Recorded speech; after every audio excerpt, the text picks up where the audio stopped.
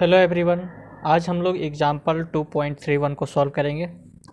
तो इसमें दिया हुआ है find V R in terms of V S, यानी कि वी आर फाइंड करना है किसके टर्म में, वी एस के टर्म में। ठीक, तो ये हमारा वी आर यहाँ पर दिया हुआ है, ये वी एस। तो वी आर हमको वी एस के टर्म में फाइंड करना है। ठीक है, यहाँ एक सर्किट डायग्राम दिया हुआ है। ठीक, जिसमें एक वोल्टेज सोर्स है वी एस, ये आर एस है, ये आर वन है। ठीक, एक डिपेंडेंट सोर्स है, ये हमारा इंडिपेंडेंट सोर्स हो गया, ये हमारा इंडिपेंडेंट सोर्स, ये डिपेंडेंट सोर्स, और ये यहाँ पर वी आर दिया हुआ है। ठीक, तो हम सबसे पहले ये जानेंगे कि ये हमारा कौन सा डिपेंडेंट सोर्स होगा। ठीक है, तो ये है सो हमारा, यहाँ पर देखिए कि अगर ये जो दिया हुआ है डायमंड शेप में, अगर डायमंड शेप में दिया हुआ होता है तो हम इसे डिपेंडेंट सोर्स कहते हैं। तो डिपेंडेंट सोर्स में भी बहुत प्रकार के होते हैं। एक होता है वोल्टेज कंट्रोल्ड वोल्टेज सोर्स, एक होता है करेंट कंट्रोल्ड करेंट सोर्स, एक होता है करेंट कंट्रोल्ड वोल्टेज सोर्स, और एक होता है वोल्टेज कंट्रोल्ड करेंट सोर्स। तो इन चारों में से ये कौन सा सोर्स है वो पहले जानेंगे। तो यहाँ पर देखिए कि करंट जब भी फ्लो होता है तो करंट का डायरेक्शन दिया हुआ रहता है इस टाइप में। तो ये हो गया इंडिपेंडेंट करंट सोर्स। ठीक है, अगर डायरेक्शन ऐसे दिया हुआ रहता तो ये इंडिपेंडेंट करंट सोर्स हो गया। जबकि इसमें डायमंड अगर दिया हुआ है तो ये एक डिपेंडेंट करंट सोर्स हो गया। हाँ, तो ये सबसे पहले इसमें करंट फ्लो हो रहा है, तो ये हम लिखेंगे ये कि ये करंट सोर्स है। उसके बाद करंट सोर्स है और इसमें है सो ये बीटा है और आई है। ठीक है, इसका बीटा और आई है, तो यहाँ पर है सो आई करंट फ्लो हो रहा है। ठीक है, यहाँ से, तो इसीलिए हम इसका नाम देंगे करंट कंट्रोल्ड करंट सोर्स, क्योंकि यहाँ पर करंट है सो इसको कंट्रोल कर रहा है। ठीक है, इसीलिए ये हो गया हमारा करंट कंट्रोल्ड करंट सोर्स।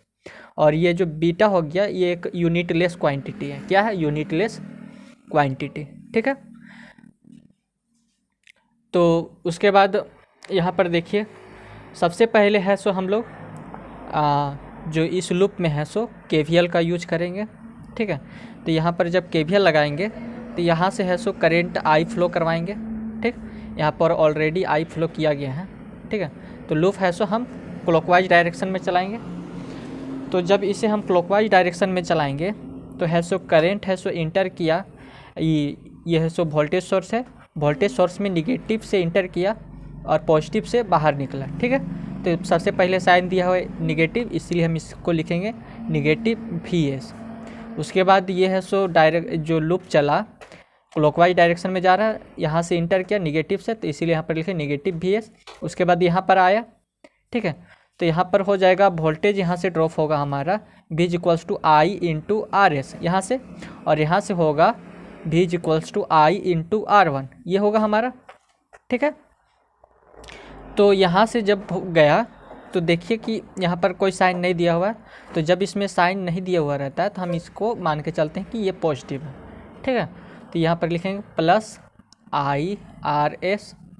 उसके बाद जब यहाँ से गया तो फिर इसमें भी हो जाएगा आई आर वन। ठीक है, उसके बाद फिर यहाँ से गया तो उसका जो हो जाएगा plus I minus I one, क्योंकि यहाँ पर करंट फ्लो हो रहा है I minus I L, sorry I L है, I L into R to.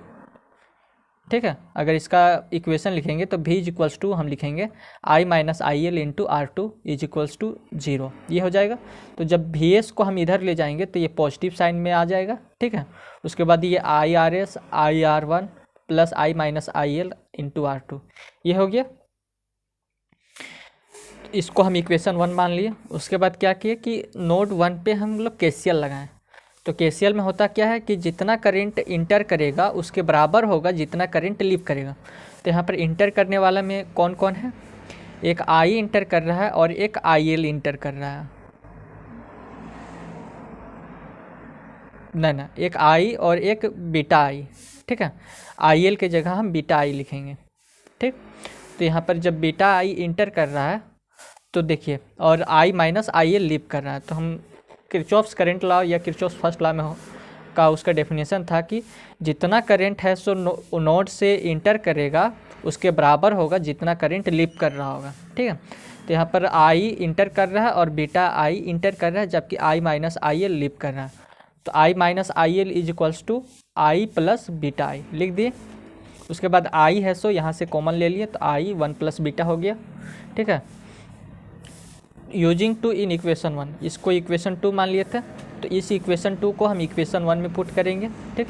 I minus I L के जगह हम लिखेंगे आई 1 प्लस बीटा, तो ये सेम यही रहेगा, खाली इसके स्थान पर यहाँ पर आई 1 प्लस बीटा इंटू R2 हो जाएगा, ठीक। तो हर जगह आई आई आई है, ठीक।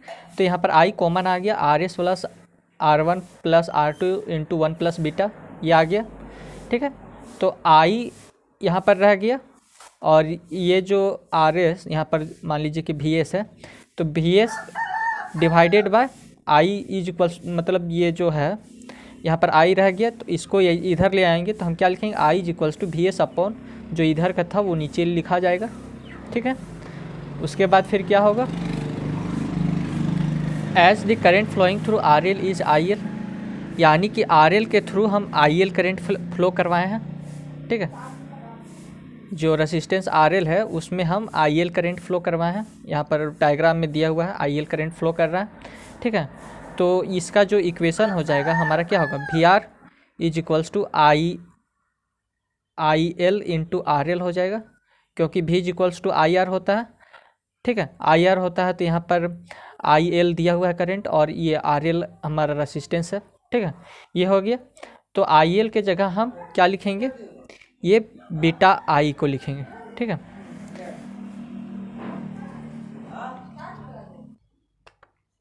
ठीक है, तो आई एल के जगह हम लिखें माइनस बीटा आई, क्योंकि I L is equals to होता है हमारा माइनस बीटा डॉट आई, ठीक, इंटू आर एल। तो आई का वैल्यू हम निकला है कितना, we S upon R S plus R1 plus R2 1 plus beta. तो इस आई के जगह जब ये वैल्यू लिखेंगे तो ये हमारा we S upon R S plus R1 plus R2 1 plus beta हो जाएगा, ठीक है। तो उसके बाद ये वी आर का वैल्यू आ गया, तो वी आर किसके टर्म में आ गया, वी एस के टर्म में। तो हमारा है सो ये क्वेश्चन कंप्लीट हो गया। बस आज के लिए इतना ही। अगर आपको वीडियो अच्छा लगा हो तो वीडियो को लाइक और सब्सक्राइब ज़रूर करें, और अगर इस वीडियो में कुछ आपको दिक्कत आया हो तो आप कमेंट सेक्शन में ज़रूर बताएं। धन्यवाद।